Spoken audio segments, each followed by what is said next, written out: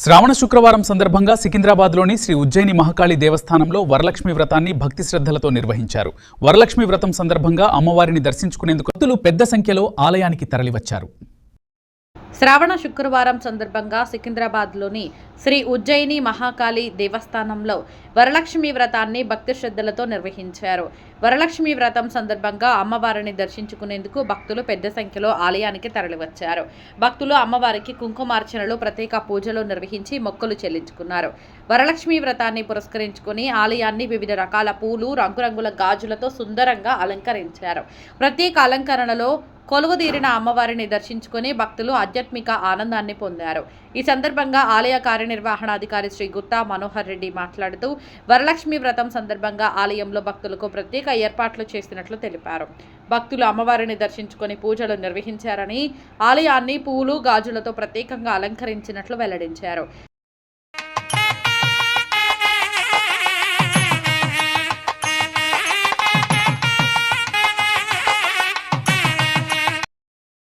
వరలక్ష్మి అమ్మవారిని పూజిస్తే అష్టైశ్వర్యాలు కలుగుతాయని కంటోన్మెంట్ బోర్డు మాజీ ఉపాధ్యక్షులు జంపన ప్రతాప్ అన్నారు. న్యూ సిటీ కాలనీలోని తన నివాసంలో కుటుంబ సభ్యులు శుక్రవారం జరిగిన వరలక్ష్మి వ్రతం పూజలో జంపన ప్రతాప్ పాల్గొని అమ్మవారి ఆశీస్సులు పొందారు.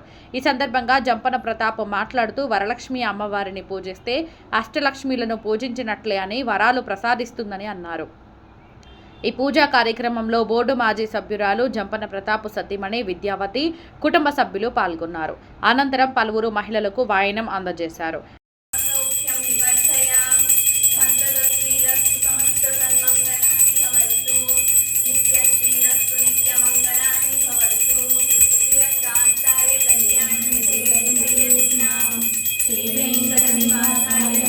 పవిత్ర శ్రావణ శుక్రవారం సందర్భంగా సికింద్రాబాద్ కంటోన్మెంట్ శాసనసభ్యులు శ్రీ గణేష్ గారు మహారాష్ట్ర రాష్ట్రంలోని ప్రసిద్ధ పుణ్యక్షేత్రమైన కొల్హాపూర్ మహాలక్ష్మీదేవి ఆలయంలో పూజలు నిర్వహించారు. పవిత్ర శ్రావణ శుక్రవారం సందర్భంగా సికింద్రాబాద్ కంటోన్మెంట్ శాసనసభ్యులు శ్రీ గణేష్ గారు మహారాష్ట్రలోని ప్రసిద్ధ పుణ్యక్షేత్రమైన కొల్హాపూర్ మహాలక్ష్మీదేవి ఆలయంలో ప్రత్యేక పూజలు నిర్వహించారు. ఈ సందర్భంగా దేవికి ప్రత్యేక అర్చనలు చేసిన అనంతరం ఎమ్మెల్యే శ్రీ గణేష్ కంటోన్మెంట్ నియోజకవర్గ ప్రజలందరూ ఆయురారోగ్యాలతో సుఖ సంతోషాలతో వర్ధిల్లాలని అమ్మవారిని ప్రార్థించారు. రాష్ట్రం సుభిక్షంగా ఉండాలని, ప్రజలందరికీ సిరి సంపదలు, సౌభాగ్యాలు కలగాలని కోరుకున్నట్లు ఎమ్మెల్యే తెలిపారు. ఆలయ అర్చకులు ఎమ్మెల్యే గారికి స్వాగతం పలికి వేద ఆశీర్వచనం చేసి అమ్మవారి చిత్రపటాన్ని బహుకరించి ప్రసాదం అందజేశారు.